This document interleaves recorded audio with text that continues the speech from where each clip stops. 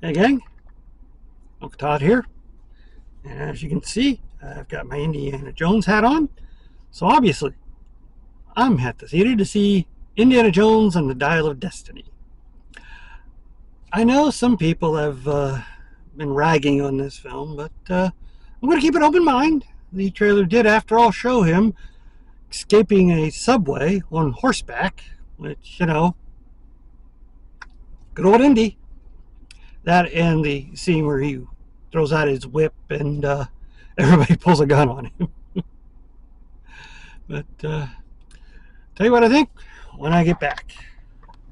Well, I'm back. And okay. You're gonna have to take my review of this film with a caveat. I actually liked Kingdom of the Crystal Skull. Refrigerator escape and all. So with that said, I loved this movie.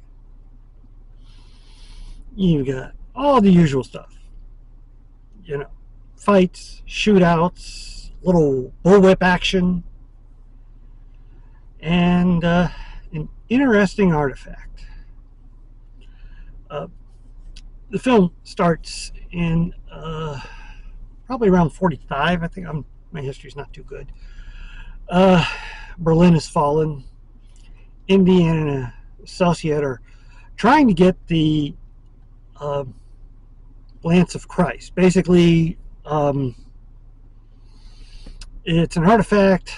It was the spear of destiny, I think it was called, where the spear that pierced Jesus' side during the crucifixion, only to find it's a fake. But a Nazi scientist has found half of Archimedes, I can't remember what it's called, his dial. There's a bunch of fights. Indy was able to retrieve it. And we then switch to, I believe, it would have to be 1969, because Indy gets woken up by his hippie neighbors who are blasting the Beatles, because the Apollo crew that walked on the moon is in town, New York. He's in New York now, working at another university. And they're going to have a big parade, and then there's a demonstration by college kids to protest Vietnam. And we also learn that, as we suspected, Indy and Marion have split up. Because they love each other, but much like Han and Leia in the Star Wars movies, Indy and Marion just can't live together. Indy is just,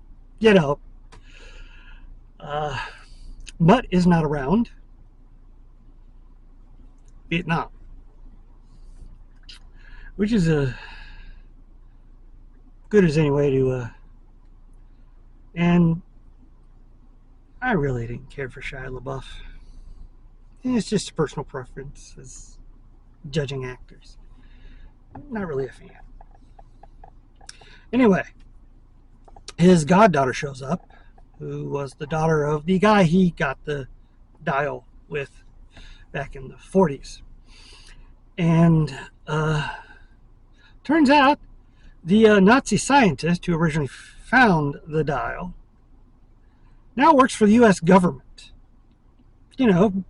He's why they got to the moon. He was a physicist. And, the Allies, America and Russia, they snatched up all the Nazi scientists and forced them to work for them. And he's got a little pet project,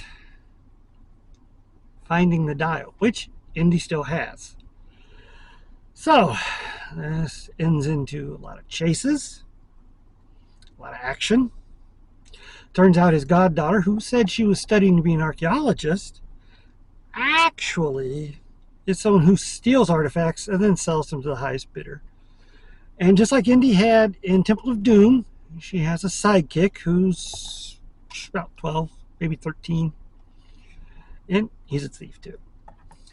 So it's one of those reluctant team-ups to race for the other half of the dial, because the Nazi scientist has a plan to use the dial, which can show where time fissures are, and then you can calculate how to go somewhere in time and go back to Germany and change the tide of the war and have Germany win.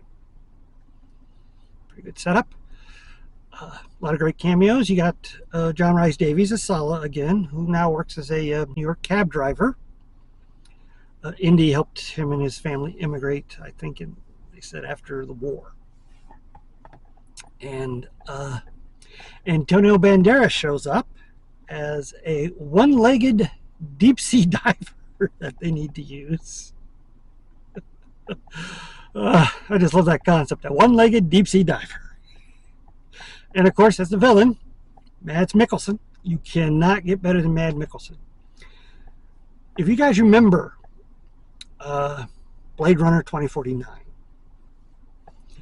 and you know the big hype up of Academy Award winning Jared Leto sharing scenes with Harrison Ford, those sucked. Ford, awesome as always. Leto, overacting ridiculously. But here, Mads Mikkelsen knows just the right tone in their little tete-a-tetes throughout the film. Really good. Yeah, so I give it a big thumbs up.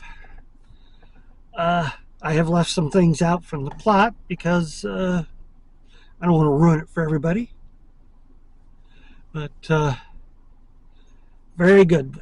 Very exciting. A lot of great action. And they don't do a lot in the past, so they didn't have to do a lot of de-aging on Ford, which I kind of like.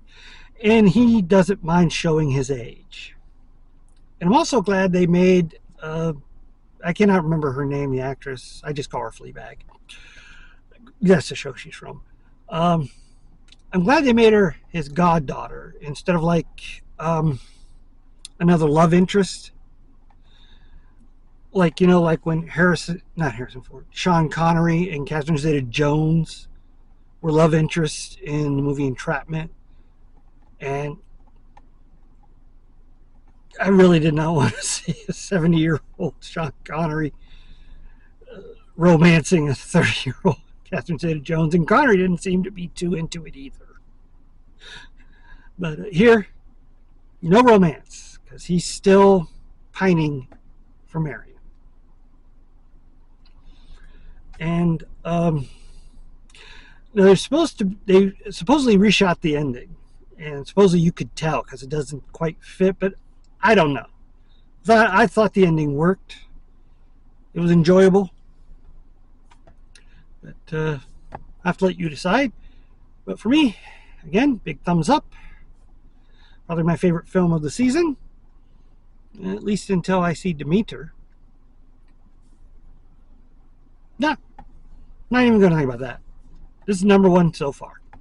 Probably will be for the summer. Please hit like, share, and subscribe, and I'll see you next time.